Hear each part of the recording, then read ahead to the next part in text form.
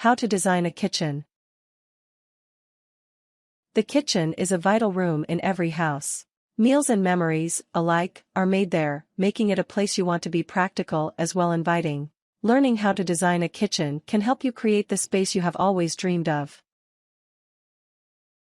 Method 1. Make a budget and plan ahead. 1. Make a budget. Before you go crazy with designing, consider how much money you have to spend first. Kitchen design can be very expensive. Figure out how much money you have, whether you have to buy new appliances or make other large purchases, and then determine what options are open to you.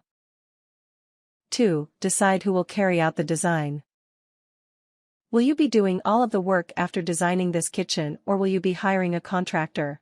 This is important to consider, as it takes some level of skill to enact certain design features. If you plan on making these changes yourself, you will need to be sure that you are capable of making the things you design. 3. Figure out what kind of time constraints you have. It may be that you need this kitchen done in time for a family reunion, or you want to get it done before your first baby is born in a few months. Maybe you're not designing it for yourself at all and the time constraints are set by a client. All of this will greatly affect how extensive your design will be, as well as playing a part in determining who will carry out the design. Method 2. Decide your design scheme. 1. Determine the overall style. The first thing to decide will be the style. You will want the style to fit seamlessly with the rest of your house, otherwise it will look very strange. Choose something that you like but also something that makes sense and is functional. Example styles would be craftsman, modern, European, mission, French country, cottage, farmhouse, bistro, diner, or any number of other inspirational designs. 2. Pick your colors. Once you've got a style picked out, determine a color theme which matches with the style, the rest of your home, and is in keeping with your personal tastes. The color theme will determine cabinet, countertop, and sink color and material, as well as wall and backsplash color. 3. Consider your appliance material. You will want your appliances to match each other as much as possible, as well as the overall design of the kitchen. Choose between shiny or brushed metal, plain black or white, as well as a number of colored or alternative options. 4. Choose your flooring. The type of flooring you will be using will also play a part in determining what style and color schemes you use. If you are limited to tile or hardwood, or any particular color, you will need to take this into account. Method 3. Consider your needs.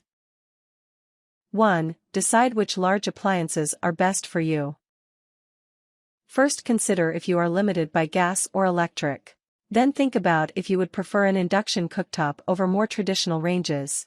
For your refrigerator, think about what size is best for you and the type of layout you prefer. Do you want your freezer at the top or bottom? You will need to decide what appliances meet your needs and preferences. Consider how you'd like them arranged. Do you want your oven under the stove or as a single unit, or would you rather have a wall-mounted oven?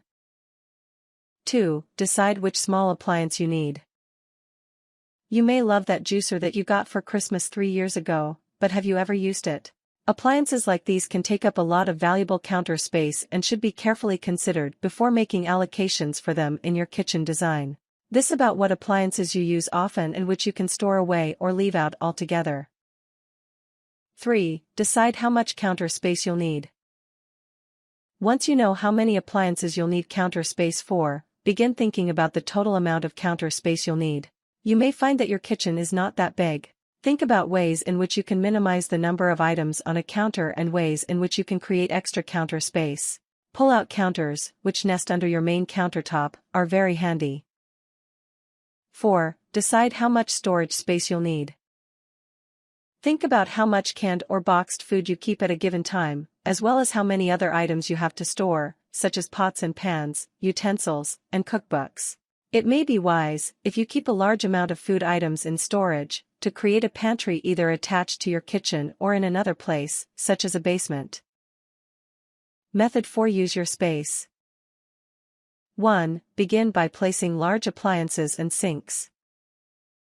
To a certain degree, you may be limited by where you can place larger appliances. Make these considerations first and use what flexibility you may have to get a placement that works for you. For example, stoves and ovens may need to be hooked up to gas or electric power, refrigerators will need electricity, and sinks will need to be near the existing plumbing. However, you can of course spend money to have a contractor move existing electrical, gas lines, and plumbing. This is, however, often very expensive. 2. Place cabinets.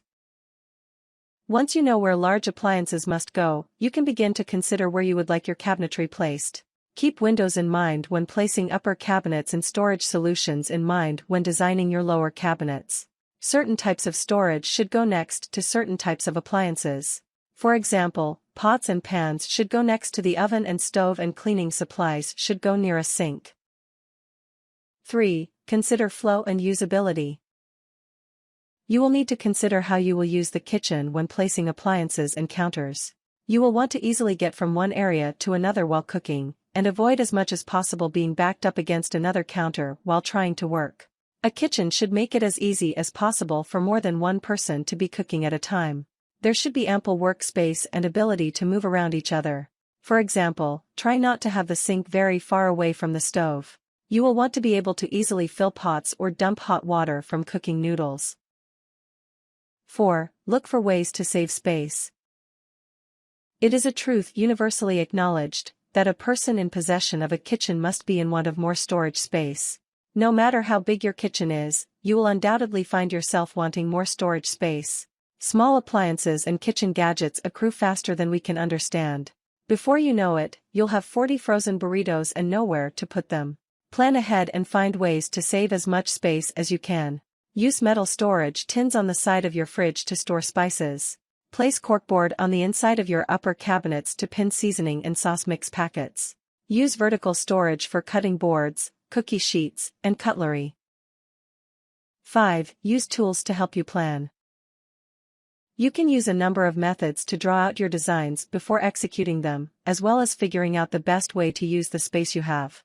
Using either traditional tools, like paper and pencil, or design software, you can determine the best layout and get a good feel for how everything will work together. Many software programs are available for free online or for purchase, if you want something a little more powerful. Make sure that if you download software, it is from a reputable source. With these programs, you can not only find the best arrangement of your kitchen, you can also make color schemes and see 3D renderings of what your kitchen will look like. If you aren't comfortable with computers, you can draw the layout blueprint style on graph paper. Have one sheet with the layout of the room, drawn proportionally, and draw all of the objects onto another sheet, also proportionally, and cut them out. Rearrange them until you find a layout that you like.